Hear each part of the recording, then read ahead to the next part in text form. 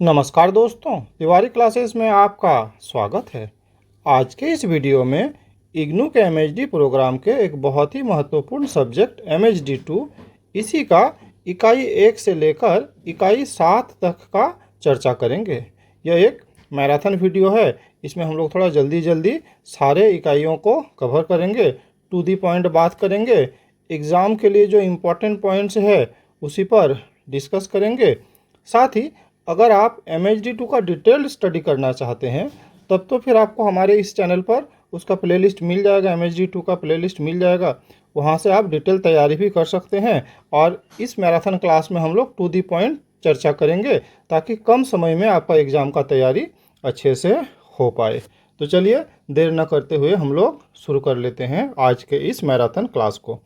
तो हम लोग देख लेंगे कि कौन कौन इकाई है और क्या क्या उसमें हम लोग पढ़ने वाले हैं। तो आप जानते हैं कि MHD2 जो है ये आधुनिक काल से संबंधित है और आप जानते हैं कि आधुनिक काल का जो शुरुआत होता है वो भारतेंदु हरिश्चंद्र से ही माना जाता है।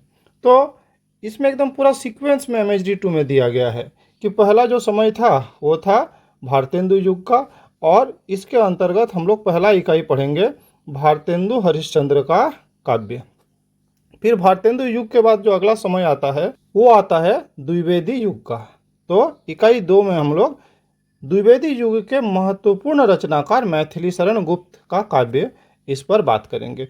इकाई 3 में हम लोग भारतेंदु हरिश्चंद्र और मैथिली शरण गुप्त के काव्य भाषा और शिल्प इसी का तुलनात्मक अध्ययन करेंगे। इकाई 4 में अब हम लोग बढ़ेंगे छायावाद की ओर। पहला था भारतेंदु युग, भारतेंदु युग के बाद आया द्विवेदी युग और उसके बाद का जो कालखंड है उसे छायावाद कहते हैं। और जब छायावाद की बात आती है तो फिर हम लोग 4 स्तंभों की बात करते हैं और जो संस्थापक है छायावाद के उनका नाम है जयशंकर प्रसाद। तो इकाई 4 और इकाई 5 में हम लोग जयशंकर प्रसाद के बारे में पढ़ेंगे। इकाई 4 में हम लोग जयशंकर प्रसाद के काव्य में राष्ट्रीय चेतना की विशिष्टता और आधुनिक भावबोध इस पर चर्चा करेंगे। तो इकाई 5 में जयशंकर प्रसाद की भाषा और काव्य शिल्प इस पर बात करेंगे। वैसे ही छायावाद के एक और प्रमुख स्तंभ सूर्यकांत त्रिपाठी निराला, तो इनके बारे में हम लोग इकाई 6 और इकाई 7 में पढ़ेंगे। इकाई 6 में सूर्यकांत त्रिपाठी निराला के काव्य का वैचारिक आधार और इकाई 7 में सूर्यकांत त्रिपाठी निराला के काव्य में प्रयोगशीलता की दिशाएं। तो ये तो हम लोग इन सब के बारे में संक्षिप्त चर्चा करेंगे, लेकिन ये बात भी जान लेना ज़रूरी है कि अगर आप ये वीडियो देख लेते हैं, इन 7 इकाइयों को पूरा कर लेते हैं तो पूरा मान के चलिए कि 2 बड़ा प्रश्न तो आप लिख पाएंगे ही पाएंगे। आपको 3 प्रश्न भी यहाँ से आ सकता है, मतलब टोटल तो 5 प्रश्न लिखना ही होता है, तो उसमें से 2 से 3 प्रश्न यहीं से हो जाएगा और 2 बड़ा प्रश्न और एक शॉर्ट टिप्पणी, ये तो मान के चलिए कि होने ही वाला है। तो काफ़ी इम्पोर्टेंट वीडियो होने वाला है। चलिए देखते हैं पहला इकाई भारतेंदु हरिश्चंद्र का काव्य। तो जैसे कि हमने अभी चर्चा किया कि आधुनिक काल का शुरुआत इनके समय से ही माना जाता है। आधुनिक हिंदी साहित्य के पितामह कहे जाने वाले भारतेंदु हरिश्चंद्र का नाम हिंदी जगत में एक युग प्रवर्तक के रूप में अमर है। जैसे आप जानते हैं कि 1850 से 1885 लिखा हुआ है, अर्थात वे सिर्फ 35 साल ही जीवित रहे। 1850 में उनका जन्म हुआ और 1885 में मृत्यु हो गई। उन्होंने न केवल हिंदी गद्य का परिष्कार किया बल्कि कविता को भी एक नई दिशा दी, अर्थात इन्होंने गद्य और पद्य दोनों दिशाओं में काम किया। इनके योगदान के कारण ही हिंदी साहित्य के इस कालखंड को भारतेंदु युग कहा जाता है। तो आप कह सकते हैं कि ये आधुनिक युग के संस्थापक तो थे ही, खुद बहुत बड़े रचनाकार थे, बहुत प्रसिद्ध नाटककार थे, बहुत अच्छा कविता लिखते थे। साथ ही भारतेंदु मंडल बोल के कवियों की मंडली थी, तो उसके अंतर्गत जो भी कवि थे तो भारतेंदु उनका भी गाइडेंस करते थे, उसको भी बताते थे कि क्या करना है, कैसे लिखना है। तो अब समझ लेते हैं कि भारतेंदु ने किस किस तरह के काव्यों का रचना किया। सबसे पहले बात करते हैं भक्तिपरक काव्य। तो भारतेंदु मूलतः वैष्णव भक्त थे और वल्लभ संप्रदाय में दीक्षित थे। उनकी भक्ति में सूरदास और मीरा जैसी तन्मयता है। तो इन बातों से स्पष्ट है कि वे सगुण पंथी थे। हम लोग बात करते हैं भक्ति काल में अगर कि एक क्या है, सगुण धारा के भक्त और एक निर्गुण धारा के भक्त। सगुण धारा के भक्त जो ईश्वर के साक्षात रूप में विश्वास करते हैं और निर्गुण जो मानते हैं कि जो ईश्वर है वो निराकार है, ऐसा मानते हैं।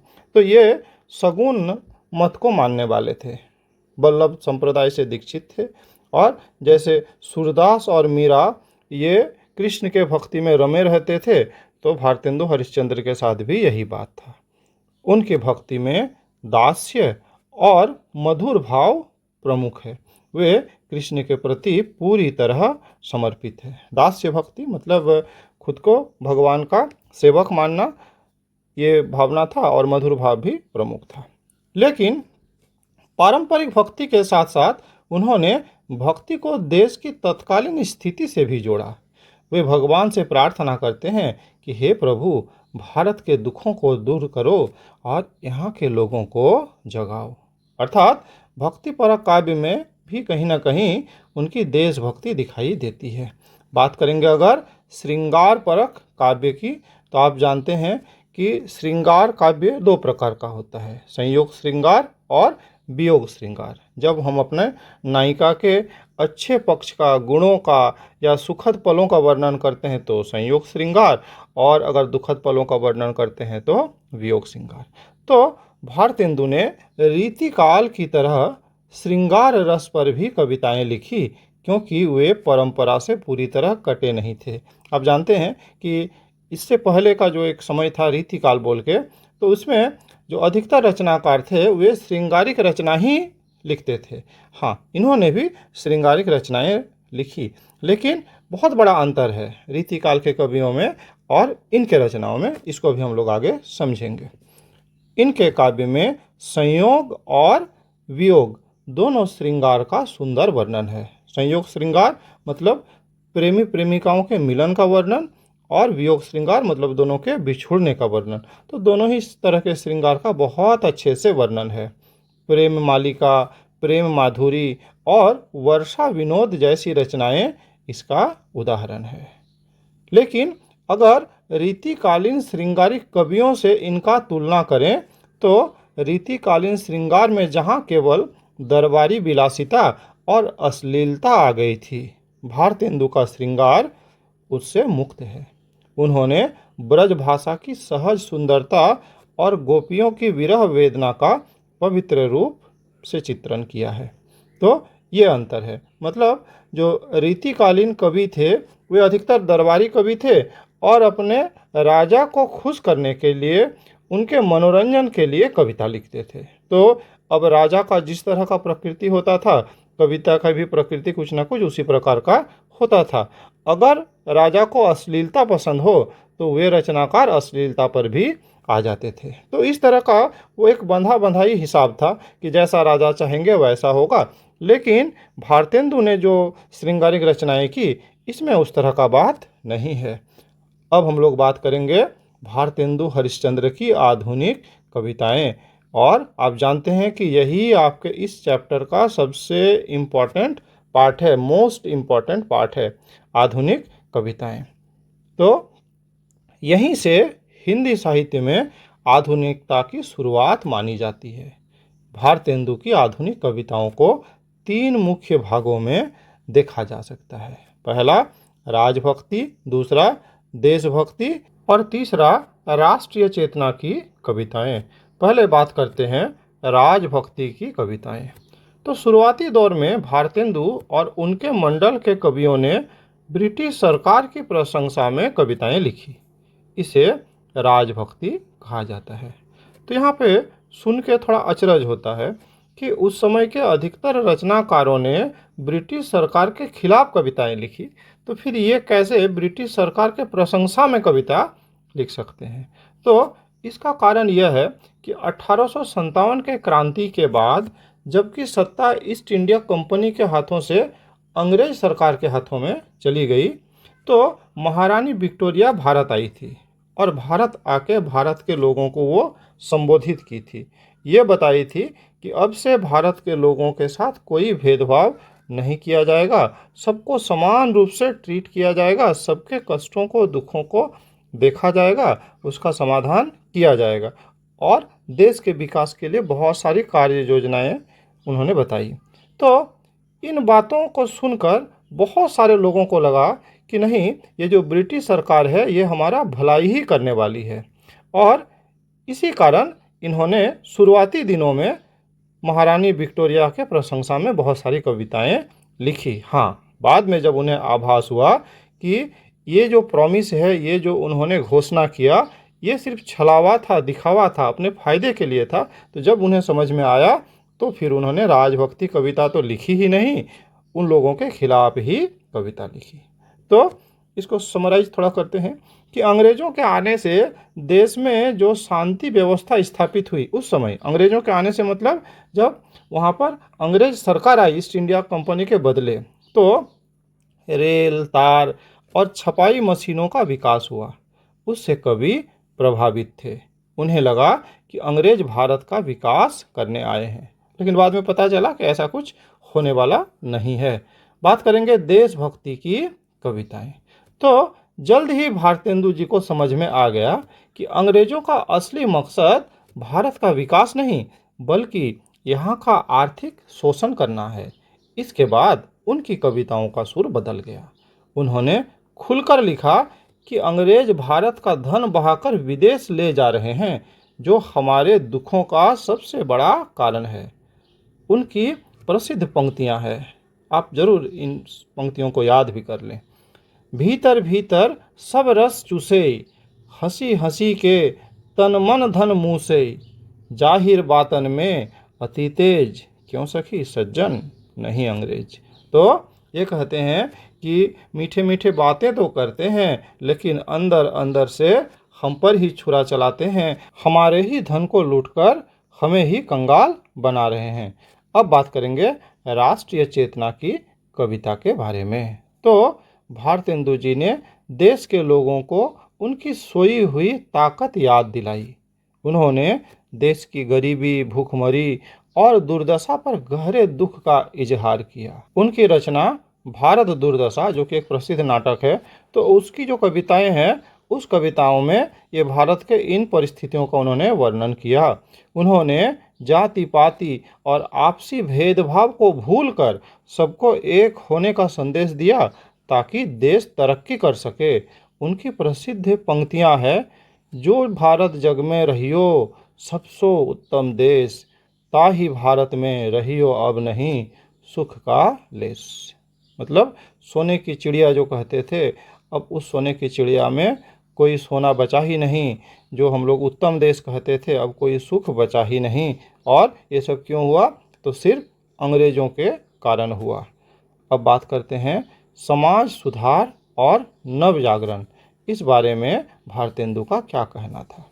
तो भारतेंदु युग को नव जागरण का काल कहा जाता है, जिसका अर्थ है फिर से जागना। भारतेंदु जी ने अपनी कविताओं के जरिए समाज में फैली बुराइयों पर तीखा प्रहार किया। उन्होंने बाल विवाह, छुआछूत, सती प्रथा और अंधविश्वासों का विरोध किया। विधवा विवाह और स्त्री शिक्षा का पुरजोर समर्थन किया। मतलब ऊपर में जो हम लोग उल्लेख किए, बाल विवाह, छुआछूत, सती प्रथा, अंधविश्वास, ये सब का विरोध, और विधवा विवाह, स्त्री शिक्षा, ये सब का पुरजोर समर्थन ऐसा किया। मतलब जो एक सच्चे समाज सुधारक होते हैं तो ये भी वैसे ही थे। साथ ही उन्होंने स्वदेशी निज भाषा, इस पर भी काफ़ी जोर दिया। उनका कहना था कि दूसरे देशों का भाषा भी हमें सीखनी है, अंग्रेज़ों की भी जानकारी लेनी है, लेकिन जो अपनी भाषा है उस पर भी ध्यान देना है, उसके उन्नति पर भी ध्यान देना है। तो उनकी प्रसिद्ध पंक्तियां हैं, निज भाषा उन्नति अहे, सब उन्नति को मूल, बिन निज भाषा ज्ञान के, मिटत ना हिय को सूल। तो ये पंक्तियाँ काफ़ी महत्वपूर्ण है। मैं छोटी छोटी कुछ पंक्तियों को बीच बीच में डाल रहा हूँ। इन पंक्तियों को आप ज़रूर याद करके रख लें। आप जब उत्तर लिखेंगे तो उसका स्क्रिप्टिंग बहुत बेहतर हो जाएगा। चलिए बात करते हैं साहित्य क्षेत्र में भारतेंदु के योगदान का महत्व इस विषय पर। तो भारतेंदु जी को आधुनिक हिंदी साहित्य का जनक माना जाता है। उनकी योगदान अद्वितीय है। अभी तो हम लोग बहुत सारा चर्चा किए ही, बहुत सारा पॉइंट आपको उधर से भी मिल जाएगा इस प्रश्न का उत्तर लिखने के लिए। तो और भी जो महत्वपूर्ण टॉपिक है उस पर इसमें बात करते हैं। तो उन्होंने गद्य गद्य मतलब कहानी, नाटक, निबंध ये सब के लिए खड़ी बोली को अपनाया और हिंदी के लिए ब्रज भाषा को बनाए रखा, जिससे हिंदी परिमार्जित हुई, थोड़ा साफ सुथरी हुई। अब जानते हैं कि इससे पहले का जो समय था उस समय सिर्फ ब्रज भाषा का ही बोलबाला था, खड़ी बोली का प्रयोग लगभग नहीं ही होता था। तो इन्होंने ऐसा किया कि कविता की भाषा तो ब्रज भाषा को ही रखा, लेकिन जो गद्य साहित्य है इसके लिए उन्होंने खड़ी बोली को अपनाया। तो कह सकते हैं कि विधिवत खड़ी बोली का प्रयोग इन्होंने ही करना शुरू किया। हाँ, इससे पहले छिटपुट कुछ रचनाकारों ने किया था।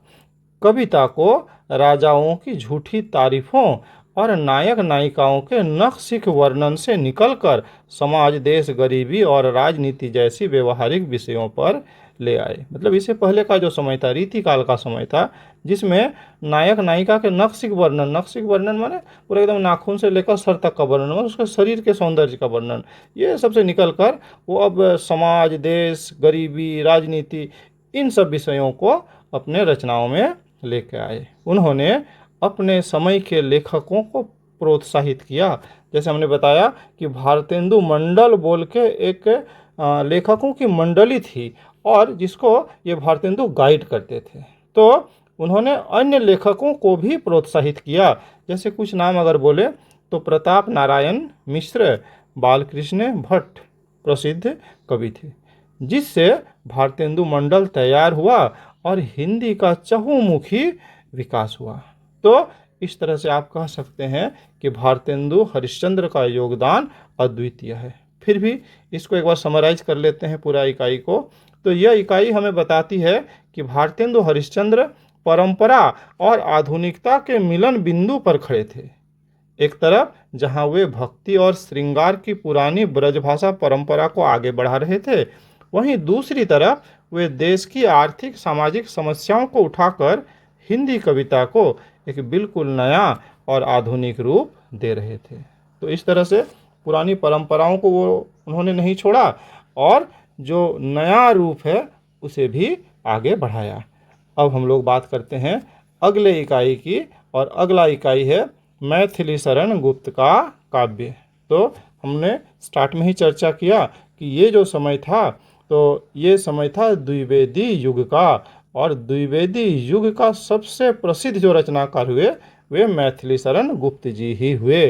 तो भारतेंदु हरिश्चंद्र ने जिस आधुनिकता और राष्ट्रीय चेतना की शुरुआत की थी, मैथिली शरण गुप्त ने उसे अपने काव्य के माध्यम से चरमोत्कर्ष पर पहुंचाया। मतलब चरम सीमा तक इन्होंने ही पहुंचाया।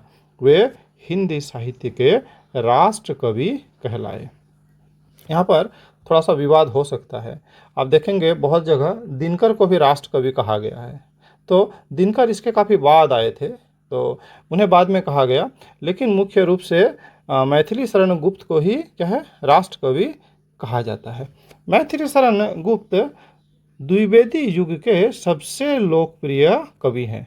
द्विवेदी युग का अगर बात करेंगे तो हमने कई बार कहा कि आचार्य महावीर प्रसाद द्विवेदी, उनके ही नाम से ये द्विवेदी युग आया। अब जानते हैं कि आचार्य महावीर प्रसाद द्विवेदी स्वयं एक क्या है, प्रकांड पंडित थे।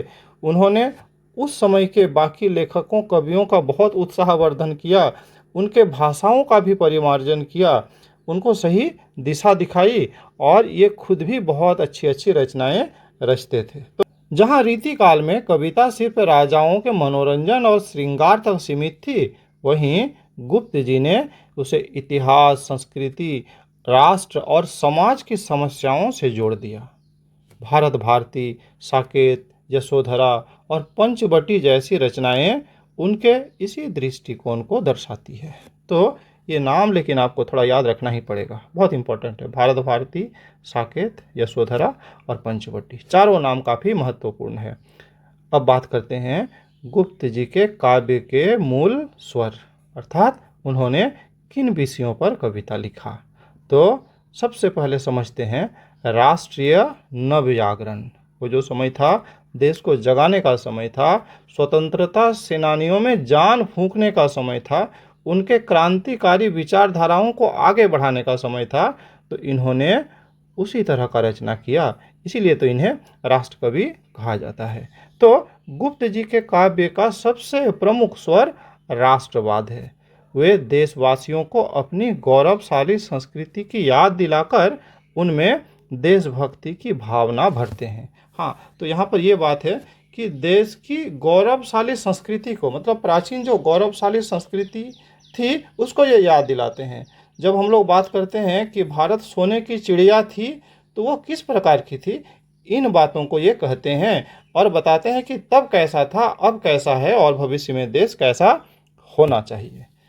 उनकी प्रसिद्ध पुस्तक भारत भारती, जो कि 1912 में प्रकाशित हुई थी, तो इसमें भारतीय स्वतंत्रता संग्राम में क्रांतिकारियों के लिए गीता का काम किया। जैसे श्रीमद् भगवद गीता का हम लोग बात बोलते हैं नहीं, तो वैसे ही उस समय के स्वतंत्रता सेनानियों के लिए इनका जो पुस्तक है भारत भारती, ये गीता का काम किया। इसमें उन्होंने 3 बातें मुख्य रूप से कही। पहला, हम क्या थे, अर्थात हमारा गौरवशाली अतीत के बारे में उन्होंने बताया। और हम क्या हो गए हैं, अर्थात हमारी वर्तमान गुलामी और दुर्दशा के बारे में कहा है। और अब आगे क्या होगा, मतलब हमारे भविष्य के बारे में कहा है। इस तरह से उन्होंने समझाया है लोगों को। तो इसी का एक प्रसिद्ध पंक्ति है कि जिसको ना निज गौरव तथा निज देश का अभिमान है, वो नर नहीं पशु नीरा है और मृतक समान है। मतलब हमें अपने अतीत का गौरव जरूर होना चाहिए, अपने देश पर अभिमान जरूर होना चाहिए, और अगर किसी में ऐसा नहीं है तो वो इंसान है ही नहीं, वो तो मृतक के समान है। बात करेंगे उनका दूसरा स्वर किसान जीवन। तो किसान जीवन के बारे में उनकी क्या विचारधारा थी। गुप्त जी केवल अमूर्त राष्ट्रवाद की बात नहीं करते थे, बल्कि देश के असली आधार किसान के प्रति भी बेहद संवेदनशील है। उन्होंने किसान नामक एक पूरी रचना ही लिख डाली। इसमें उन्होंने भारतीय किसानों की दयनीय स्थिति, जमींदारों और अंग्रेजी सरकार द्वारा उनके आर्थिक शोषण, उनके दिन रात की हाड़ तोड़ मेहनत का सजीव चित्रण किया है इस ग्रंथ में। वे किसानों को देश का अन्नदाता मानते हुए उनके प्रति समाज में सम्मान की भावना जगाते थे। बाद में जाकर किसानों का जो स्वर है, इसको प्रेमचंद ने ज़्यादा अच्छे से उठाया। अब बात करेंगे नारी भावना या नारी चेतना के बारे में उनका क्या विचार था। तो मैथिली शरण गुप्त के काव्य की सबसे बड़ी और क्रांतिकारी विशेषता है उपेक्षित नारी पात्रों को साहित्य में मुख्य रूप से स्थान देना। ये जो पंक्ति है ना, इसको अगर आप दिमाग में रख लेते हैं तो आप बहुत कुछ यहीं से डिटेल कर पाते हैं कि उपेक्षित नारी पात्रों को साहित्य में मुख्य स्थान देना। तो उपेक्षित नारी पात्र कौन है, किसके बारे में ये कहना चाहते हैं, अभी हम लोग एक एक करके देखेंगे। लेकिन जैसे रामायण में उर्मिला, मतलब लक्ष्मण की पत्नी, उसके बारे में ज़्यादा चर्चा नहीं हुआ, लेकिन ये उनको सामने लाए। मतलब इनको जो लगा कि इतिहास में ये नारी पात्र बहुत महत्वपूर्ण थी, इन्होंने बहुत त्याग किया, लेकिन उनके बारे में चर्चा नहीं हुआ, तो ये अपने रचनाओं में उनका स्थान दिया, उनको नायिका बनाया। इतिहास और पुराणों में जिन स्त्रियों को कवियों ने भुला दिया था, गुप्त जी ने उन्हें अपनी रचनाओं का नायक बनाया। जैसे एक एक उदाहरण से देखेंगे तो बहुत अच्छे से स्पष्ट हो जाएगा। जैसे उर्मिला, मतलब साकेत बोल के जो उनकी रचना है, तो उसका जो पात्र है उर्मिला, तो रामायण में लक्ष्मण की पत्नी उर्मिला के त्याग की चर्चा बहुत कम मिलती है। अब जानते हैं कि रामायण में जब राम का वनवास हुआ था तो सीता भी साथ चली गई थी, तो अपने पति के साथ थी। लक्ष्मण भी अपना भाई का सेवा के उद्देश्य से वो भी चले गए जंगल। अब उर्मिला रह गई अकेली, और वो लक्ष्मण के बिना ही क्या है 14 साल तक अकेले ही रही।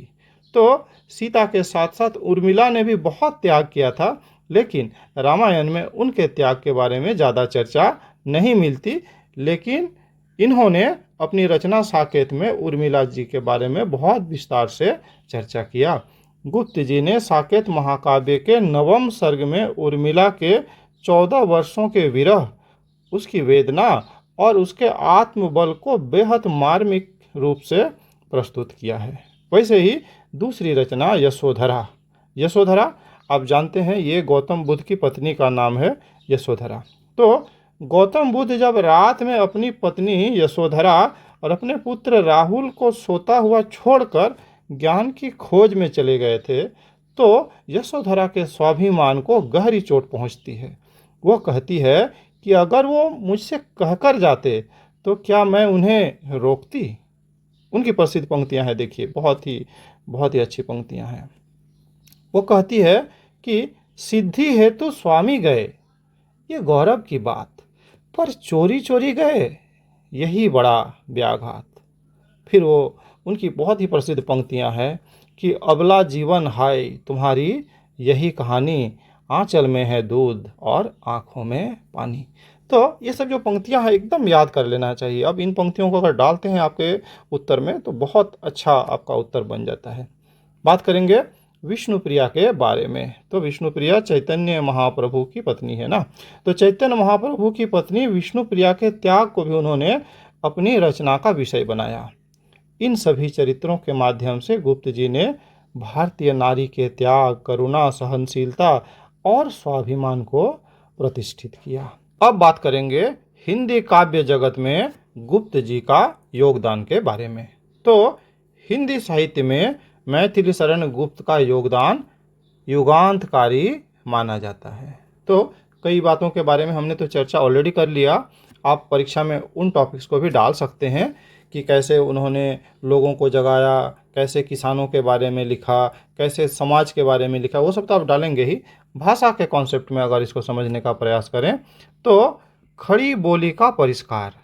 हमने देखा कि भारतेंदु युग में कविता की भाषा ब्रज भाषा थी और गद्य की भाषा खड़ी बोली थी और लगभग यही नियम चल रहा था। लेकिन गुप्त जी ने अपने गुरु महावीर प्रसाद द्विवेदी की प्रेरणा से खड़ी बोली को इतना मधुर, सरल और काव्यात्मक बना दिया कि वो हमेशा के लिए कविता की मुख्य भाषा बन गई। तो ये एक बहुत बड़ा परिवर्तन था कि पहले जो कविता की भाषा ब्रज भाषा थी, इस काल के आते आते अब कविता और गद्य दोनों की भाषा खड़ी बोली ही हो गई। और आप जानते हैं कि खड़ी बोली का विकसित जो रूप है वही हिंदी है। तो सांस्कृतिक राष्ट्रवाद के संवाहक ये भी वे थे। उन्होंने भारतीय इतिहास और पुराणों के प्रसंगों जैसे राम, कृष्ण, बुद्ध, सिख गुरुओं के जीवन, ये सब को उठाकर समकालीन भारत की समस्याओं अर्थात गुलामी, छुआछूत, ये सब को सुलझाने का प्रयास किया। उनमें गांधीवादी दर्शन दिखाई देता है। उनका काव्य पूरी तरह से गांधी जी के सत्य, अहिंसा, अछूतोद्धार और खादी जैसे सिद्धांतों से प्रभावित था, जो तत्कालीन समाज की जरूरत थी। इस तरह से अगर इस इकाई को समराइज करें तो यह इकाई स्पष्ट करती है कि मैथिली शरण गुप्त केवल अतीत का गान करने वाले कवि नहीं थे, बल्कि वे एक सजग और आधुनिक युग द्रष्टा थे। उन्होंने अपनी कविताओं के माध्यम से जहां एक तरफ सोए हुए भारत को जगाया, वहीं दूसरी तरफ समाज के सबसे उपेक्षित वर्गों जैसे किसानों और स्त्रियों को साहित्य के केंद्र में लाकर खड़ा किया। इसी व्यापक और लोक कल्याणकारी दृष्टिकोण के कारण वे सच्चे अर्थों में राष्ट्र कवि कहलाए। अब हम लोग बात करेंगे अगले इकाई के बारे में, और अगले इकाई का नाम है भारतेंदु हरिश्चंद्र और मैथिली शरण गुप्त की काव्य भाषा और शिल्प। तो आप कह सकते हैं कि इसमें हम लोग दोनों का तुलनात्मक अध्ययन करेंगे, काव्य भाषा और काव्य शिल्प के रूप में। आधुनिक काल से पहले अर्थात रीतिकाल और भक्ति काल में कविता की मुख्य भाषा ब्रज भाषा या अवधी थी। खड़ी बोली का प्रयोग केवल बातचीत या गद्य के लिए होता था। उसे कविता के लिए बहुत कठोर और नीरस माना जाता था। लेकिन आधुनिक काल में जब देश बदला तो कविता की भाषा और उसका शिल्प भी बदलना जरूरी हो गया। इस बदलाव के दो बड़े स्तंभ भारतेंदु और मैथिलीशरण गुप्त हैं, जिनके बारे में हम लोग इकाई 1 और इकाई 2 में पढ़ चुके हैं। भारतेंदु ने जहाँ ब्रज भाषा और खड़ी बोली के बीच एक पुल का काम किया, वहीं मैथिलीशरण गुप्त ने खड़ी बोली को कविता की मुख्य भाषा के रूप में स्थापित किया। आप जानते हैं कि भारतेंदु जी के समय गद्य का भाषा खड़ी बोली और पद्य की भाषा ब्रज भाषा ऐसा ही रह गया, लेकिन मैथिलीशरण गुप्त के समय में बदलाव आ गया और साहित्य के सभी अंगों का जो भाषा वो खड़ी बोली ही हो गया। तो अब इसको हम लोग धीरे धीरे समझते हैं। भारतेंदु की काव्य भाषा और शिल्प, पहले इसको समझते हैं, मैथिलीशरण गुप्त की काव्य भाषा और शिल्प को समझेंगे। तो भारतेंदु के समय हिंदी साहित्य एक बड़े बदलाव के दौर से गुजर रहा था। उस समय द्वैध भाषा नीति ये अपनाए भारतेंदु ने। भारतेंदु जी के समय एक अनोखी स्थिति थी। उन्होंने नाटकों और निबंधों के लिए तो खड़ी बोली का व्यवहार किया, लेकिन जब कविता लिखने की बात आई तो वे ब्रज भाषा की ओर ही झुके रहे। उनका मानना था कि ब्रज भाषा में जो मिठास और भावुकता है वो खड़ी बोली में नहीं आ सकती। अगर बात करेंगे काव्य भाषा की, तो उनकी कविता की भाषा मुख्य रूप से पारंपरिक, सरस और मुहावरेदार ब्रज भाषा है।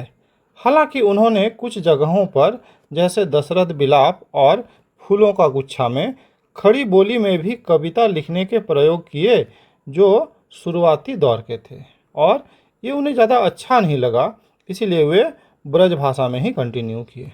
अगर बात करेंगे काव्य शिल्प की, मतलब लिखने के स्टाइल की, तो उनका जो शिल्प है वो विविधतापूर्ण है। उन्होंने मध्यकाल के पुराने छंदों अर्थात कवित, सवैया, पद, इन सब छंदों का भी प्रयोग किया और लोक शैलियों जैसे कजली, लावनी, होली आदि जो छंद है ये सब का भी इस्तेमाल किया, ताकि कविता आम जनता से जुड़ सके। अब हम लोग देख लेते हैं मैथिलीशरण गुप्त की काव्य भाषा और काव्य शिल्प को। तो मैथिलीशरण गुप्त जी आचार्य महावीर प्रसाद द्विवेदी के युग के कवि थे। इस दौर का मुख्य लक्ष्य ही खड़ी बोली को कविता की भाषा बनाना था। तो काव्य भाषा या खड़ी बोली का विकास कह सकते हैं इनके समय में ही हुआ। गुप्त जी ने इस धारणा को पूरी तरह तोड़ दिया कि खड़ी बोली में सुंदर कविता नहीं लिखी जा सकती। उन्होंने अपने गुरु द्विवेदी जी के प्रेरणा से खड़ी बोली को व्याकरण सम्मत, साफ सुथरा, गंभीर और मधुर बनाया। उनकी भाषा में तत्सम शब्दों का सुंदर प्रयोग देखने को मिलता है। भारत भारती और साकेत इसके महान उदाहरण हैं। तो उन्होंने तत्सम शब्दों का प्रयोग किया बहुत अच्छे से, मतलब संस्कृत निष्ठ शब्दों का प्रयोग किया, और जो भारत भारती और साकेत नामक जो रचना है वो बहुत प्रसिद्ध हुए। अगर बात करेंगे काव्य शिल्प की, तो गुप्त जी का काव्य शिल्प बहुत ही व्यवस्थित और अनुशासित रहे।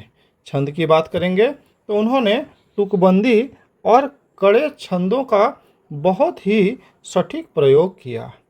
उनके रचनाओं में आप हरिगीतिका, रोला, इन छंदों को बहुतायत देख पाएंगे। अगर बात करें प्रबंधात्मकता की, तो वे प्रबंध काव्य लिखने में माहिर थे। इसमें उन्होंने महाकाव्य और खंड काव्य दोनों तरह की रचनाएं की। जहाँ साकेत एक महाकाव्य है और यशोधरा, जयद्रथ वध ये सब खंड काव्य है।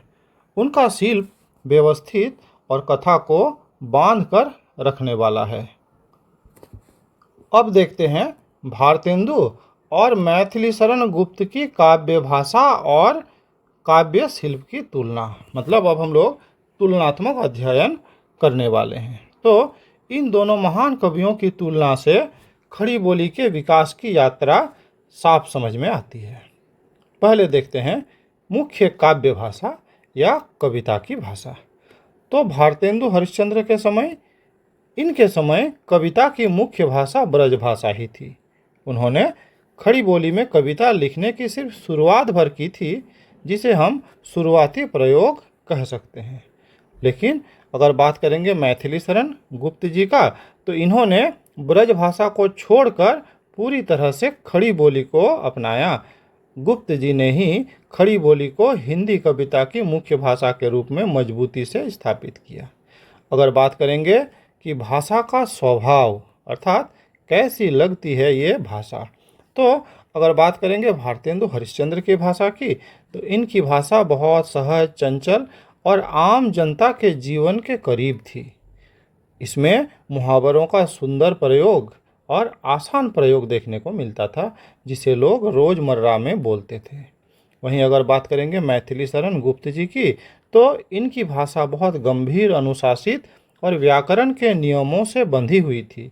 इसमें संस्कृत निष्ठ शब्दों का प्रयोग अधिक किया गया था, जिससे भाषा में एक गरिमा और शुद्धता आई।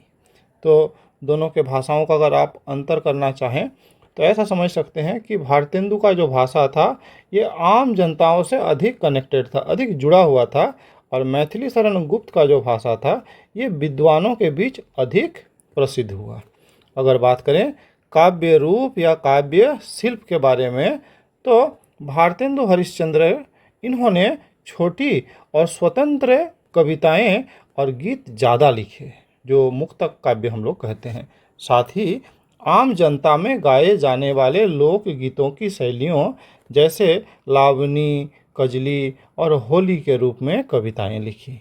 अगर बात करेंगे मैथिली शरण गुप्त जी की, तो इन्हें लंबी और कहानी जैसी कविताएं लिखने में महारत हासिल थी, जिन्हें प्रबंध काव्य कहा जाता है।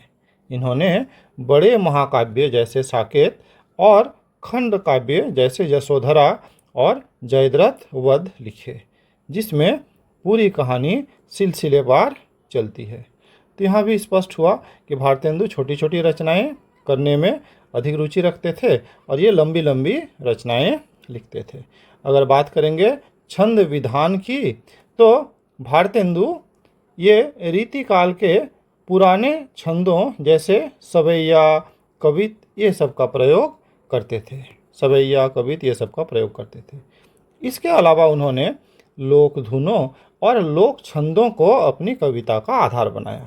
लेकिन अगर बात करें मैथिली शरण गुप्त जी का, तो इन्होंने पुराने छंदों को छोड़कर खड़ी बोली की लय के अनुसार नए और व्यवस्थित छंदों का प्रयोग किया।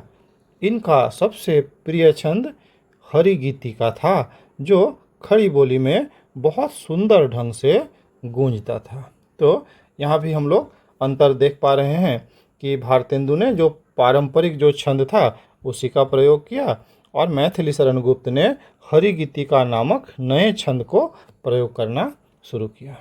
इस तरह से अगर निष्कर्ष निकालें, तो आप कह सकते हैं कि भारतेंदु जी की कविता जहाँ लोक जीवन की मिठास और पुरानी परंपरा से जुड़ी थी, वहीं मैथिली शरण गुप्त जी ने उसे आधुनिक खड़ी बोली का एक सुधरा हुआ, गंभीर और नया रूप दिया। तो अगर पूरे इकाई का सारांश निकालने का प्रयास करें, तो ये इकाई हमें समझाती है कि हिंदी कविता का ब्रज भाषा के प्रभाव से मुक्त होकर खड़ी बोली की तरफ बढ़ना एक ऐतिहासिक जरूरत थी। भारतेंदु जी इस बदलाव की शुरुआत की दहलीज पर खड़े थे, जिन्होंने खड़ी बोली के लिए रास्ता खोला। वहीं मैथिली शरण गुप्त जी ने उस रास्ते पर चलकर खड़ी बोली को इतना समृद्ध, लचीला और सुंदर शिल्प प्रदान किया कि वो हमेशा के लिए हिंदी कविता की मुख्य धारा बन गई। अब हम लोग बात करेंगे अगले इकाई की, और अगला जो इकाई है, अब हम लोग इस इकाई के माध्यम से छायावाद को शुरू करने जा रहे हैं। तो छायावाद के जो संस्थापक थे जयशंकर प्रसाद, इस इकाई में जयशंकर प्रसाद के काव्य में राष्ट्रीय चेतना की विशिष्टता और आधुनिक भावबोध, इस पर बात करेंगे। तो आप जानते हैं कि जयशंकर प्रसाद छायावाद के प्रवर्तक और महाकवि हैं। उन्होंने अतीत के गौरव के माध्यम से आधुनिक काल की समस्याओं और इंसानी संवेदनाओं को अपनी कविताओं में पिरोया। प्रसाद जी ने अपनी रचनाओं के जरिए गुलामी के दौर में भारतीयों के भीतर स्वाभिमान जगाने का काम किया। असल में इनका जो समय था उस समय स्वतंत्रता आंदोलन चरम पर था, तो ये उस बात को समझते थे। इसीलिए जो अतीत का गौरव है उसके माध्यम से आधुनिक समस्याओं के समाधान करने का वो रास्ता बताने का प्रयास करते थे। प्रसाद के काव्य की अध्ययन दृष्टि और पद्धति। प्रसाद जी के काव्य को समझने के लिए हमें दो नज़रियों की ज़रूरत होती है। पहला, ऐतिहासिक नज़रिया। वे इतिहास के बहुत बड़े विद्वान थे। वे अतीत की कहानियों जैसे चंद्रगुप्त, स्कंदगुप्त, कामायनी ये सब को उठाते हैं, लेकिन उनका मकसद सिर्फ पुरानी गाथा का गान नहीं होता, बल्कि आज के समाज को राह दिखाना होता है। और अगर बात करेंगे दूसरे नज़रिया की, तो दूसरा जो नज़रिया है वो है दार्शनिक नज़रिया। उनके काव्य पर शैव दर्शन का गहरा प्रभाव है और जहाँ मनुष्य को हर दुख से ऊपर उठकर जीवन का आनंद लेने की प्रेरणा दी गई है। जो शैव दर्शन है उसे आनंदवाद कहा ही जाता है।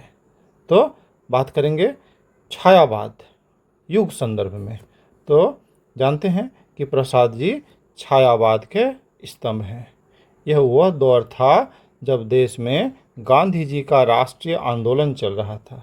साहित्य में यह दौर पुरानी पीढ़ियों को तोड़कर व्यक्ति की स्वतंत्रता, प्रकृति प्रेम और अपनी आत्मा की आवाज़ को महत्व देने का समय था। इस समय आप जानते हैं कि छायावाद में हम लोग 4 स्तंभों की बात करते हैं। तो जो संस्थापक है या आधार स्तंभ है वो तो हो गए जयशंकर प्रसाद। इसके बाद ही हम लोग निराला के बारे में पढ़ेंगे। निराला के बाद महादेवी वर्मा और फिर सुमित्रानंदन पंत। तो ये चारों ही छायावाद के स्तंभ हैं। आपकी किताबों की अगर बात करें तो खंड 2 और खंड 3 दोनों में क्या है, छायावाद का उल्लेख मिलता है। तो अब काव्य के मुख्य स्वर अर्थात इन रचनाओं में वे किन किन टॉपिक्स पर बात किए। तो पहला जो स्वर है वो है राष्ट्रीय चेतना का स्वर। प्रसाद जी की देशभक्ति नारों वाली देशभक्ति नहीं थी। उन्होंने सीधे अंग्रेजों का नाम न लेकर भारत के गौरवशाली इतिहास के जरिए लोगों में देश प्रेम जगाया। उनके नाटकों के गीत आज भी राष्ट्रभक्ति के सबसे बड़े उदाहरण हैं।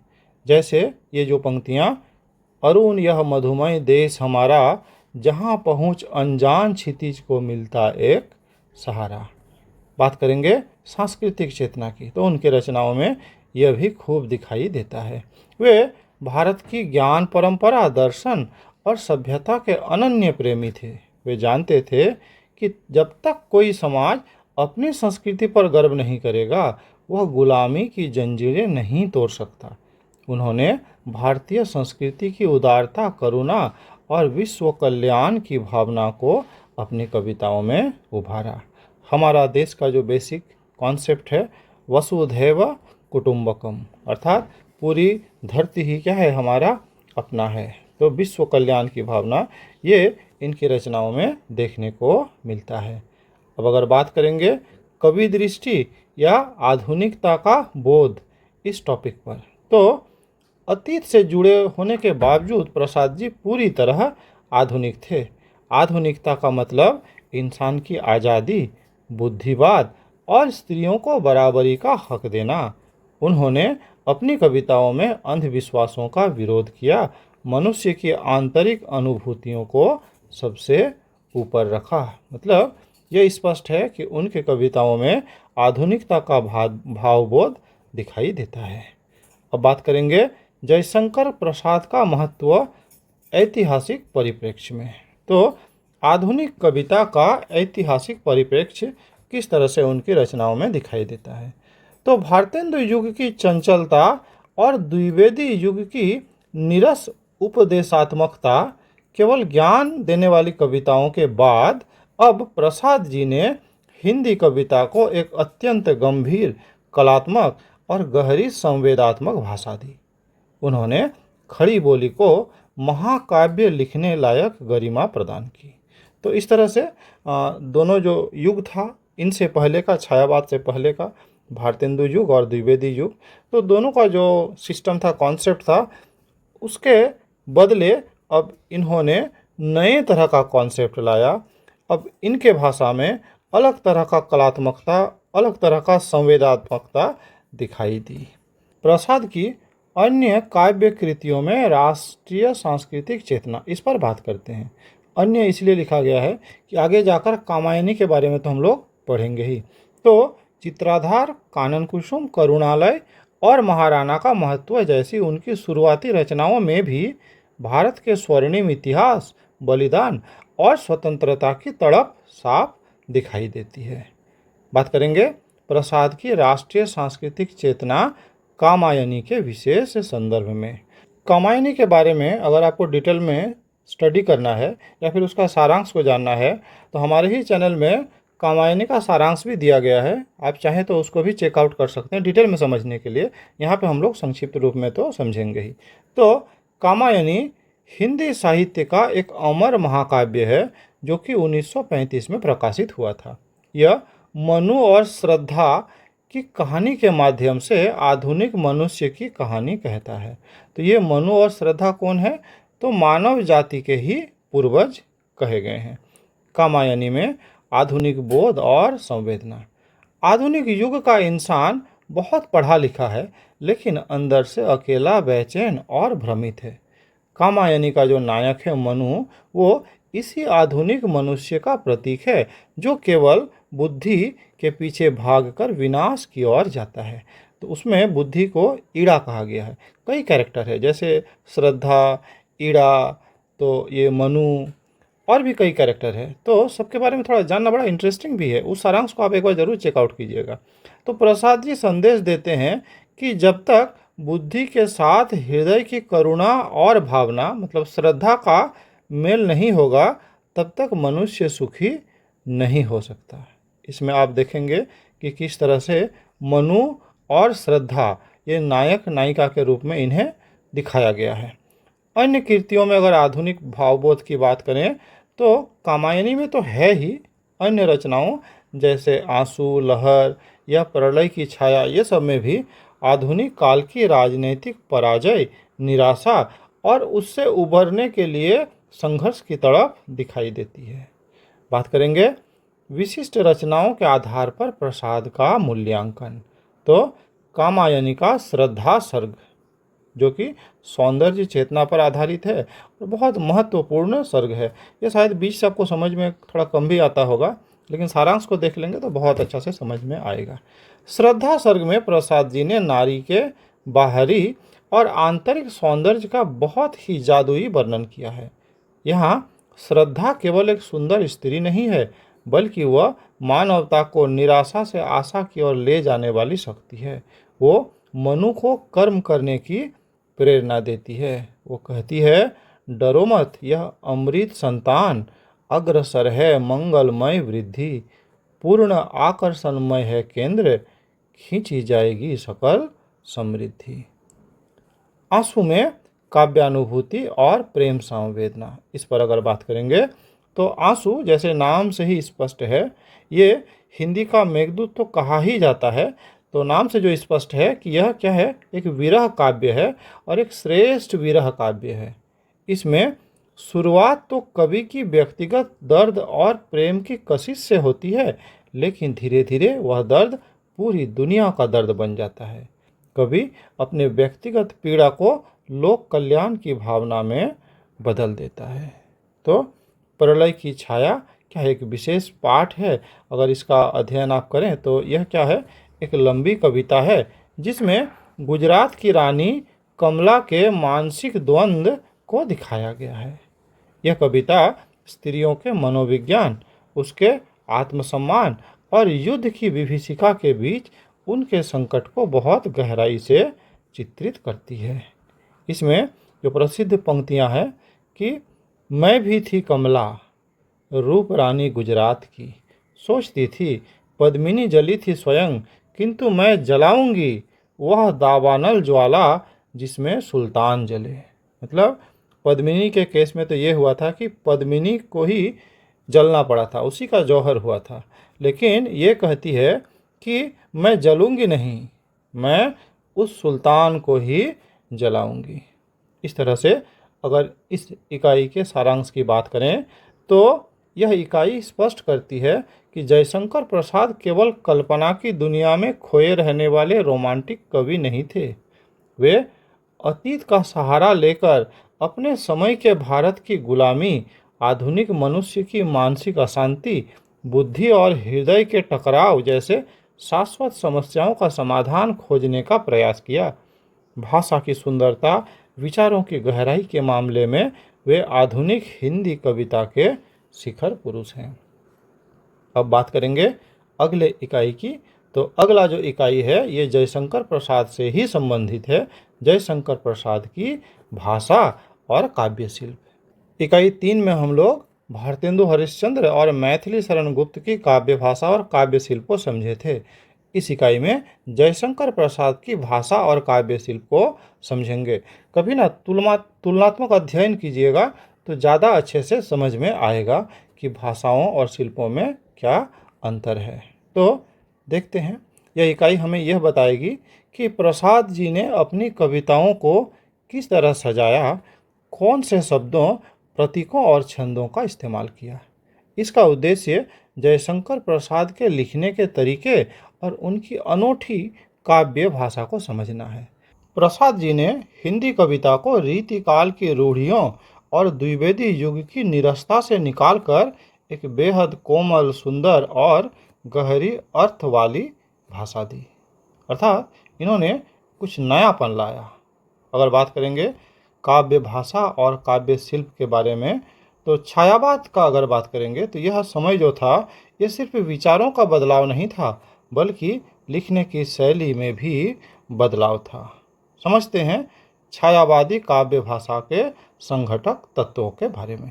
तो छायावाद की भाषा में लाक्षणिकता का मतलब सीधे सीधे बात न कहकर इशारों में कहना, ध्वन्यात्मकता अर्थात शब्दों से संगीत निकालना और उपेक्षा की जगह व्यक्तिगत अनुभूतियों को जगह दी गई। इसमें संस्कृत के सुंदर शब्दों का बहुत अधिक प्रयोग हुआ। तो अगर पूरा संघटक तत्वों को देखें तो छायावाद में लाक्षणिकता ये दिखाई देती है, इसमें ध्वन्यात्मकता दिखाई देती है और इसमें संस्कृत निष्ठ शब्दों का प्रयोग भी बहुत अच्छे से दिखाई देता है। बात करेंगे छायावाद एक काव्य शैली के रूप में तो यहाँ कविता केवल दुनिया का वर्णन नहीं करती बल्कि कवि के अंदर की भावनाओं को प्रकृति के माध्यम से बाहर लाती है। इसे जीवात्मा का प्रकृति में विस्तार भी कहा जा सकता है। अब देखेंगे छायावाद का जो अधिकतर जो रचनाएं हैं उसमें प्रकृति से ही जुड़ी हुई बातें आपको मिल जाएगी। काव्य में कल्पना और नवीनता यह भी खास विशेषता है छायावाद की। तो छायावाद का सबसे बड़ा हथियार कल्पना है। प्रसाद जी और अन्य छायावादी कवियों ने कल्पना के सहारे ऐसी उपमाएं और रूपक गढ़े जो हिंदी में पहले कभी नहीं देखे गए थे। इसने भाषा को बिल्कुल नया और ताज़ा रूप दिया। अगर बात करेंगे प्रसाद के काव्य भाषा के बारे में, प्रसाद जी की भाषा की बनावट को समझने के लिए 4 चीज़ें जानना सबसे ज़रूरी है। पहला, प्रसाद के काव्य बिंब। बिंब का मतलब होता है शब्दों के जरिए आंखों के सामने एक चित्र खींच देना, मतलब इस तरह से वर्णन करना कि उन शब्दों के माध्यम से ही लगे कि हाँ ये चित्र मेरे आंखों के सामने ही आ रहा है। जब प्रसाद लिखते हैं तो पाठक के मन में दृश्य तैरने लगते हैं। जैसे श्रद्धा के रूप का वर्णन करते समय वे ऐसा बिंब बनाते हैं कि उसकी सुंदरता आंखों के सामने साकार हो उठती है। अगर काव्य बिंब की बात हो गई तो बात कर सकते हैं काव्य प्रतीक के बारे में, सिंबल्स के बारे में।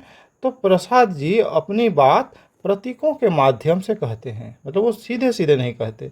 जैसे कामायनी नामक जो उनका जो ग्रंथ है ये पूरा तो प्रतीक के आधार पर ही है। जैसे इसका जो नायक है मनु वो मन का प्रतीक है, जो नायिका है श्रद्धा वो हृदय या भावना की प्रतीक है। अगर ईड़ा की बात करें तो ये ईड़ा बुद्धि की प्रतीक है। तो ये भी खास बात है कि इनके रचनाओं में प्रतीक का प्रयोग बहुत अच्छे से होता है। अगर बात करेंगे प्रसाद की भाषा और मिथकीयता की। तो वे इतिहास और पुराने जो मिथक थे वो उनको उठाते हैं और आज के इंसानी जीवन और मनोविज्ञान से जोड़कर पेश करते हैं। तो ये इस तरह से कि पुरानी मिथकता को भी उठाते हैं और वर्तमान का जो समय है उससे उसको जोड़कर पेश करने का प्रयास करते हैं। सादृश्य विधान यह भी खास कला है उनके रचनाओं में। प्रसाद जी दो अलग अलग चीज़ों में समानता दिखाने, मतलब सादृश्य सादृश्य एक जैसा दिखने वाला ना, तो सादृश्य विधान में माहिर हैं। वे प्रकृति के हलचल में इंसानी भावनाओं को देखते हैं, जैसे बादलों का रोना, बिजली का मुस्कुराना। इसे मानवीकरण भी कहते हैं, पर्सोनिफिकेशन, ये जो अलंकार है ये इसे ही कहते हैं। अब बात करेंगे प्रसाद जी का काव्य शिल्प के बारे में। तो काव्य शिल्प में हम लोग प्रसाद के काव्य रूप को समझेंगे, लय, छंद, संगीत, इन सब के बारे में भी बात करेंगे। तो उन्होंने हर तरह के काव्य रूप आजमाए। उन्होंने मुक्तक रचनाएं भी लिखी, गीत भी लिखे, लंबी कविताएं भी लिखे और महाकाव्य की भी रचना की। तो ये कह सकते हैं कि काव्य रूप में उन्होंने मुक्तक काव्य भी लिखे, गीत भी लिखे, लंबी कविताएं भी, और जो महाकाव्य है, प्रबंधात्मक रचनाएं हैं, सभी तरह की रचनाएं उन्होंने की। अगर बात करेंगे छंद, लय और संगीत की, तो प्रसाद जी ने पारंपरिक छंदों में तो सामान्यतः लिखा, लेकिन वे छंदों के कड़े बंधनों को तोड़कर भाषा को प्रवाह देना चाहते थे। उनकी कविताओं और नाटकों के गीतों में एक आंतरिक लय और संगीत होता है, उन्हें आसानी से गाया जा सकता है। अगर बात करेंगे कि काव्य पाठ के चयन के आधार पर प्रसाद का मूल्यांकन, तो एक एक काव्य का देखेंगे। सबसे पहले अगर बात करेंगे कामायनी का, जो कि महाकाव्य है, सबसे प्रसिद्ध काव्य है, तो इसके श्रद्धा सर्ग में प्रसाद जी की भाषा सबसे सुंदर रूप में है। यहाँ भाषा में कोमलता, माधुर्य और लाक्षणिकता का अद्भुत मेल है। नील परिधान में लिपटी श्रद्धा का वर्णन शिल्प का उत्कृष्ट उदाहरण है। अगर बात करेंगे कि आंसू नामक रचना में प्रसाद के शिल्पगत विशेषता के बारे में, तो आंसू एक विरह काव्य है। इसमें छंद की एक खास वानगी मिलती है जिसे आंसू छंद भी कहा जाता है। इसकी भाषा दिल को छूने वाली और तड़प से भरी है, जहाँ व्यक्तिगत दर्द पूरी दुनिया के आंसू बन जाता है। अगर बात करेंगे प्रलय की छाया नामक लंबी कविता, इसके मूल्यांकन के बारे में, तो यह एक लंबी कविता का बेहतरीन उदाहरण है। इसका रूपबंध, मतलब इसका स्ट्रक्चर बहुत जटिल और नाटकीय है। इसमें रानी कमला के मन के भीतर चल रहे तूफान और द्वंद्व को भाषा के उतार चढ़ाव के माध्यम से बहुत सुंदर ढंग से शिल्प में ढाला गया है। अब बात करेंगे इस इकाई के सारांश के बारे में। तो यह इकाई सिद्ध करती है कि जयशंकर प्रसाद केवल विचारों के धनी नहीं थे, बल्कि वे भाषा के बहुत बड़े जादूगर थे। उन्होंने हिंदी खड़ी बोली को इतना कोमल, लचीला और बिंब प्रतीकों से भरा और संगीतमय बनाया कि हिंदी कविता शिल्प के मामले में दुनिया के किसी भी समृद्ध साहित्य के बराबर आकर खड़ी हो गई। तो हम लोग ये दोनों इकाई देख लिए जयशंकर प्रसाद के बारे में। अब अगले इकाई के बारे में बात करेंगे। तो अभी अगला जो दो इकाई होने वाली है, ये दोनों इकाई सूर्यकांत त्रिपाठी निराला के बारे में होने वाली है। तो इकाई 6 जो है, ये है सूर्यकांत त्रिपाठी निराला के काव्य का वैचारिक आधार, मतलब उनका क्या वैचारिक आधार था रचनाओं को लिखने के बारे में। तो आप जानते हैं कि ये भी छायावाद के एक प्रमुख स्तंभ थे, जो 4 स्तंभों की बात करते हैं, तो इसमें ये भी प्रधानतम स्तंभ है। तो महाप्राण निराला, इन्हें ही महाप्राण निराला भी कहा जाता है, तो छायावाद के सबसे क्रांतिकारी और विद्रोही कवि माने जाते हैं। इस इकाई का मुख्य उद्देश्य सूर्यकांत त्रिपाठी के काव्य की आंतरिक वैचारिक गहराई को समझना है।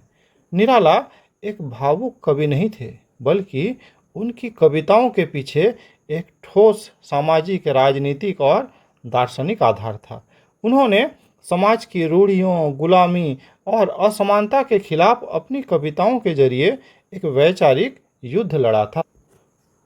निराला काव्य की आलोचना के प्रचलित आधार, किस किस आधार पर लोगों ने उनका आलोचना किया? तो शुरुआती दौर में आलोचकों ने निराला के काव्य को समझने में कुछ गलतियां की या उन्हें पारंपरिक चश्मे से देखा।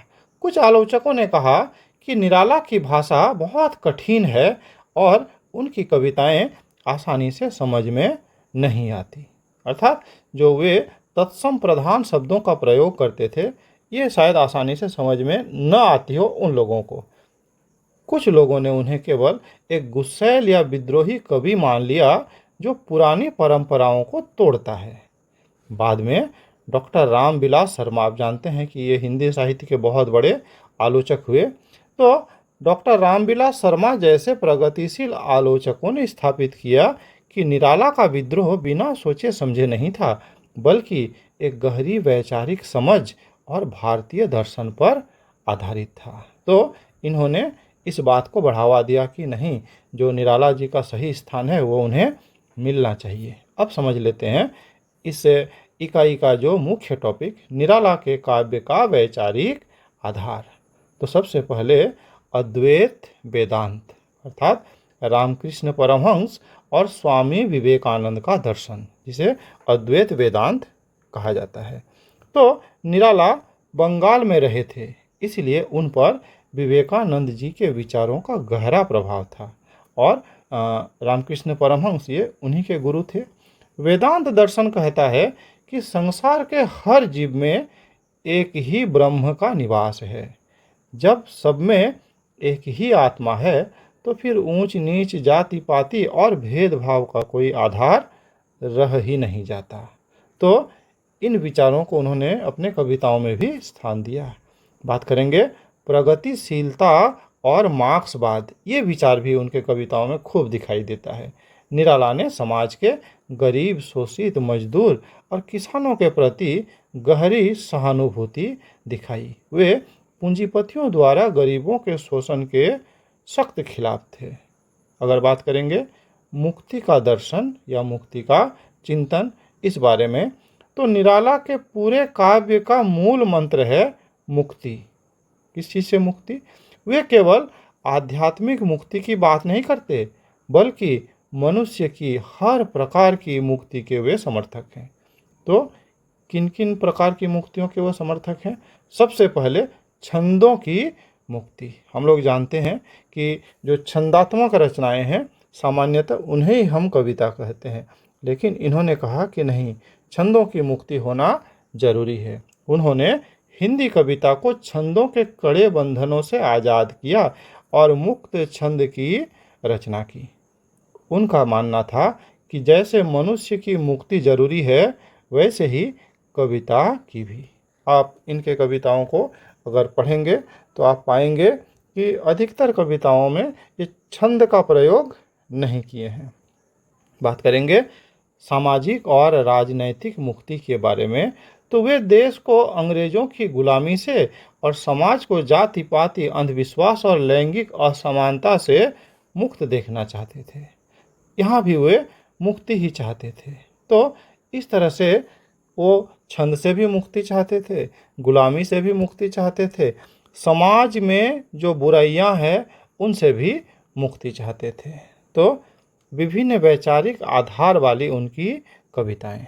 तो जैसे हम लोग पहले देखे कि दार्शनिक और रहस्यवादी, वेदांत से संबंधित जो उनका सोच है, तो इससे संबंधित कविताओं की अगर बात करें तो तुम और मैं, अधिवास जैसी कविताओं में वे आत्मा और परमात्मा के संबंध को दार्शनिक अंदाज में समझाते हैं। अगर बात करेंगे प्रगतिशील और शोषक विरोधी कविताओं के बारे में, यानी मार्क्सवादी चेतना के बारे में, वह तोड़ती पत्थर, इस कविता में वह कहते हैं, वह तोड़ती पत्थर देखा मैंने इलाहाबाद के पथ पर। वैसे ही भिक्षुक नामक जो कविता है, बहुत महत्वपूर्ण कविता है। वह आता दो टूक कलेजे को करता, पछताता पथ पर आता।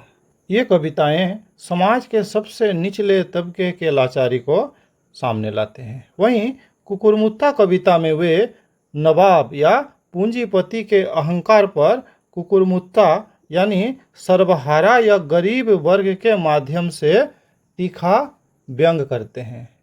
ये कुकुरमुत्ता नामक कविता में ये कहते हैं, अबे सुन बे गुलाब, भूल मत जो तूने पाई खुशबू रंगो आब, खून चूसा खाद का तूने अशिष्ट, डाल पर इतराता है कैपिटलिस्ट। तो इस तरह से वो तीखा व्यंग करते हैं ये पूंजीपतियों पर। तो इस तरह से उन्होंने अलग अलग तरह के शोषक विरोधी कविताएं रची। अगर बात करेंगे करुणा और आत्मसंघर्ष से संबंधित कविताओं की, तो सरोज स्मृति जो कि उन्हीं के अपनी पुत्री के मृत्यु पर लिखा गया शोक गीत है। आप जानते हैं कि सब असमय मृत्यु हो गया उनके रहते रहते। पहले पत्नी की मृत्यु, फिर बच्चे की मृत्यु, लास्ट में एक बच्ची बची थी, एक बेटी बची थी सरोज, उनका भी मृत्यु हो गया। और उनके मृत्यु पर लिखा गया जो ये शोक गीत है सरोज स्मृति।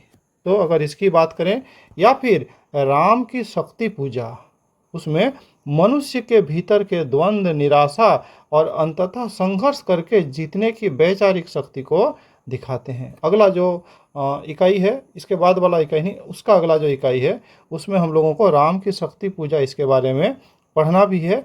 और हमारे इस चैनल में राम की शक्ति पूजा का वीडियो भी पहले से अपलोडेड है, आप चाहे तो उसको देख भी सकते हैं। तो राम का संशय वास्तव में आधुनिक मनुष्य का ही संशय है। अब बात कर लेते हैं इस इकाई के सारांश के बारे में। तो यह इकाई बताती है कि निराला का साहित्य बेहद व्यापक है। उनके काव्य का वैचारिक आधार भारतीय दर्शन की मानवतावादी सोच और आधुनिक युग की प्रगतिशील चेतना का एक अनूठा संगम है। इसी वैचारिक मजबूती के कारण वे हिंदी साहित्य के महाप्राण कहलाए, जिन्होंने परंपरा का सम्मान करते हुए भी नए युग के अनुकूल क्रांतिकारी विचारों को अपने कविता का आधार बनाया। अब बात करते हैं अगले इकाई की, जो कि इस वीडियो का अंतिम इकाई भी है, और ये है सूर्यकांत त्रिपाठी निराला के काव्य में प्रयोगशीलता की दिशाएं। अर्थात इन्होंने अपनी रचनाओं में किन किन क्षेत्रों में नया प्रयोग करने का प्रयास किए। तो साहित्य में प्रयोगशीलता का अर्थ ही है कि पुरानी परंपराओं से हटकर कुछ नया और अनोखा करना। और निराला हिंदी साहित्य के ऐसे अद्वितीय कवि हैं जिन्होंने कभी भी खुद को किसी बंधे बंधाए ढर्रे पर नहीं रखा। उन्होंने भाषा, छंद, विषय और विधाओं के स्तर पर लगातार नए प्रयोग किए, जिसने आगे चलकर प्रगतिवाद और प्रयोगवाद का रास्ता भी साफ किया। आप जानते हैं कि जो छायावाद का जो कालखंड है, उसके बाद के कालखंड को प्रगतिवाद कहते हैं, फिर उसका अगला कालखंड को प्रयोगवाद कहते हैं। तो प्रगतिवाद और प्रयोगवाद के लिए इन्होंने रास्ता भी तैयार किया। तो प्रयोगशीलता के प्रेरक तत्व, इन पर बात करते हैं। निराला जी के भीतर यह नयापन, यह प्रयोग करने की चाहत कहाँ से आई? इसके पीछे कुछ कारण थे, जैसे उनका निजी संघर्ष और विद्रोही स्वभाव। उनका जीवन दुखों और संघर्षों से भरा था, जिसने उन्हें लीक से हटकर सोचने की शक्ति दी। जैसे हम लोग अभी चर्चा भी किए कि उनका असमय अधिकतर जो उनके प्रियजन थे सबकी मृत्यु हो गई। उनकी पत्नी चल बसी, अपने बच्चे चल बसे, एक बेटी बची थी सरोज, तो उनका भी मृत्यु हो गया। ऊपर से क्या है कि गरीब ही तो था ही। तो इस तरह से वो जीवन भर दुखों से और संघर्षों से भरे रहे। इसीलिए शायद ये निजी संघर्ष ही उनमें विद्रोही स्वभाव पैदा किया। अगर बात करेंगे बहुभाषी ज्ञान, तो वे हिंदी के साथ साथ बंगाली, अंग्रेजी और संस्कृत साहित्य के भी गहरे जानकार थे। विशेषकर बंगाली साहित्य, जिसमें रविंद्रनाथ टैगोर, और अंग्रेजी की फ्री वर्स अर्थात मुक्त छंद कविता ने उन्हें नए प्रयोगों के लिए प्रेरित किया। और बात करेंगे तो समय की मांग भी थी। गुलामी के उस दौर में पारंपरिक और रूढ़िवादी तरीके से देश और समाज की नई चेतना को व्यक्त करना मुमकिन नहीं था। तो समय का ये मांग था कि उन्हें नए तरीके से सोचना ही था, नया कुछ करना ही था। और साथ में उन्होंने प्रयोगशीलता में नए और पुराने का सामंजस्य ये रखने का भी प्रयास किया। अभी हम लोग इसी टॉपिक पर थोड़ा बात करेंगे। निराला जी की सबसे बड़ी खूबी ये थी कि वे नया करने के चक्कर में अपनी जड़ों या पुरानी परंपराओं को भूलते नहीं थे। उन्होंने पुराने और नए का अद्भुत मेल तैयार किया। उन्होंने तुलसीदास जैसी पारंपरिक शैली पर भी तुलसीदास जैसा श्रेष्ठ काव्य लिखा, साथ ही पूरी तरह नए जमाने की आधुनिक कविताएं भी लिखी। देखते हैं काव्य में प्रयोगशीलता का अर्थ क्या होता है। तो कविता में प्रयोगशीलता का मतलब है नए शब्दों का इस्तेमाल करना ही सिर्फ नहीं है, इसका अर्थ है सोचने का ढंग, मतलब कथ्य को बदलना, कविता के ढांचे अर्थात शिल्प को नया रूप देना, और आम आदमी के सुख दुख को ऐसी भाषा में कहना जो पहले कभी किसी कविता का हिस्सा नहीं बनी थी। और ये सब निराला में खूब दिखाई देता है। तो निराला के काव्य में ये प्रयोगशीलता तो खूब दिखाई देता है। अगर बात करेंगे कथ्य या विषय वस्तु के क्षेत्र की प्रयोगशीलता के बारे में, तो निराला ने कविता के विषयों को पूरी तरह बदल दिया। जहाँ पहले केवल देवी देवताओं या अमूर्त सौंदर्य पर कविता लिखी जाती थी, निराला ने बहुत ही यथार्थवादी और साधारण विषयों को चुना। उन्होंने इलाहाबाद की सड़क पर पत्थर तोड़ती एक गरीब मजदूर महिला पर कविता लिखी, वह तोड़ती पत्थर। तो एक अदने से पौधे कुकुरमुत्ता जैसी एक पौधे पर उन्होंने कालजयी व्यंग कविता लिख दी। तो कथ्य के क्षेत्र में नयापन तो था। अगर बात करेंगे छंद के क्षेत्र में, तो उन्होंने मुक्त छंद को बढ़ावा दिया। यह हिंदी साहित्य में निराला जी का सबसे क्रांतिकारी प्रयोग है। उन्होंने कविता को मात्राओं और वर्णों के कड़े बंधनों से आज़ाद कर दिया, जिसे मुक्त छंद या आलोचकों ने मजाक में रबड़ छंद या केंचुआ छंद भी कहा था। उनका मानना था कि जैसे मनुष्यों की मुक्ति जरूरी है, वैसे ही वाक्यों की या कविता की भी मुक्ति होनी चाहिए। जूही की कली इसका सबसे पहला और सुंदर उदाहरण है। अगर बात करेंगे काव्य रूपों में प्रयोगशीलता की, तो निराला ने कविता के कई रूपों पर काम किया। उन्होंने प्रगतिवादी कविताएं लिखी, रहस्यवादी रचनाएं की, तीखे सामाजिक व्यंग लिखे और हिंदी का पहला और सबसे महान व्यक्तिगत शोक गीत सरोज स्मृति भी लिखा। तो यहाँ भी प्रयोगशीलता दिखाई देती है। अगर बात करेंगे गीति काव्य में प्रयोगशीलता की, तो निराला के गीति काव्य जैसे उनकी कीर्ति गीतिका में है, तो संगीत और भाषा का अनोखा मेल है।